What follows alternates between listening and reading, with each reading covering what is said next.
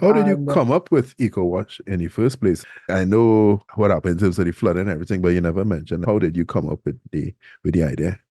yeah, so initially living south, we would only get water, say, for 2 hours in the wee hours of the morning, but water will only come in the tap for about once every 2 weeks. So it was very hard to get that pipe-borne water. So when I hear people in the note saying 2, 3 days without water, I'm looking at them like weaklings because we know how to fight it for weeks. And when I left home and I came up to St. Augustine, I was surprised that a lot of the homes and the apartments didn't even have water tanks because they so knew that they were promised that constant supply of water flowing through their pipes. And for me, it was a frustrating thing because here we are fighting for this fundamental human right, as far as I would put it, and persons are blatantly wasting it. So I started doing my investigation while I was up here, and I realized that we have over 1 million cars on the nation's roads and over 500 car washes. And all are necessary because you need a lot of car washes to wash all these vehicles on a regular basis. And I said to myself, there must be a better way to do this. But also going through that entrepreneurial course in university, I realized that you have to have that differentiator for your business. And I said, how could I add convenience to the car washing industry? Not necessarily looking to save water, Kevin. I was just looking to how do I start a business to keep my head afloat?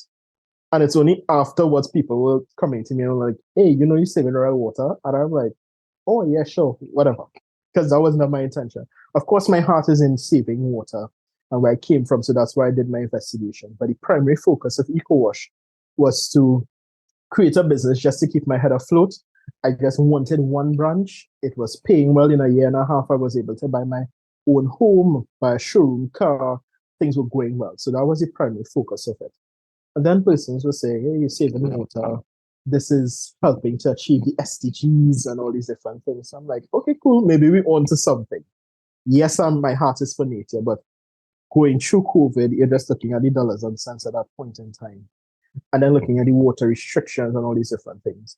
So trying to see how we can bring convenience, I stumbled upon how do we bring that level of water conservation because the malls aren't going to let you wash cars in their property with water flying everywhere.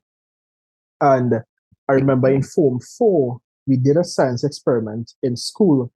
And at that point, I'm just a wayward child, not following instructions. And the experiment failed because certain features we were looking for the end result of the chemical wasn't achieved. And Kevin, that's the same thing that we use right now to wash cars. Oh, A wow. failed science experiment in Form 4. I mix all my products myself, the primary product, the polymer, I mix it myself, and that is what allows us to achieve washing a car with 2 liters. Of course, the pods are nice, but the pods help us apply the product in a more seamless way, but it's the product itself, the polymer, that helps us achieve that. So that's how I came up with the EcoWash, pretty much trying to survive, happy with one location, and then the government started to pay notice that this is the only initiative right now in Trinidad that helps them to achieve SDG 6, which is clean water and sanitization. And they began to push me to expand. So that was in early 2021. As of July 2023, I had one location, my flagship location where I started in C3 Mall. And in 5 months, I opened 3 additional locations. So I have 4 locations then. By the end of this year, we're going to have 23 locations in 9 countries. And these are agreements that's just on the table. But EcoWash itself was such a challenge to start because I remember going to entrepreneurial organizations and banks and I asked one particular agency, I said, hey, I'm looking to start this business. This is what it does. And I remember the loans officer said to me, she said, your machines have no value and we don't think anybody will use your service. Oh, wow. And I'm like, okay, these are the people who know business. These are the people who assess risk and stuff. And they're saying it's not going to work. it may not work, but this is pretty much my last resort. I need to start something. And Kevin, strangely enough, the first 2 years of EcoWash in C3, we washed over 84,000 cars. So to move from somebody telling you nobody's going to use your service, so now you've saved over 50 million liters of water for your country is pretty crazy. Then moving on to receive many awards from the same agency that told me that, yeah, this is definitely not going to work. So I had to do a lot of bootstrapping.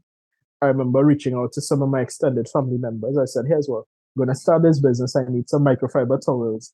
If you guys donate towels, I'll give you your 2 first washes for free.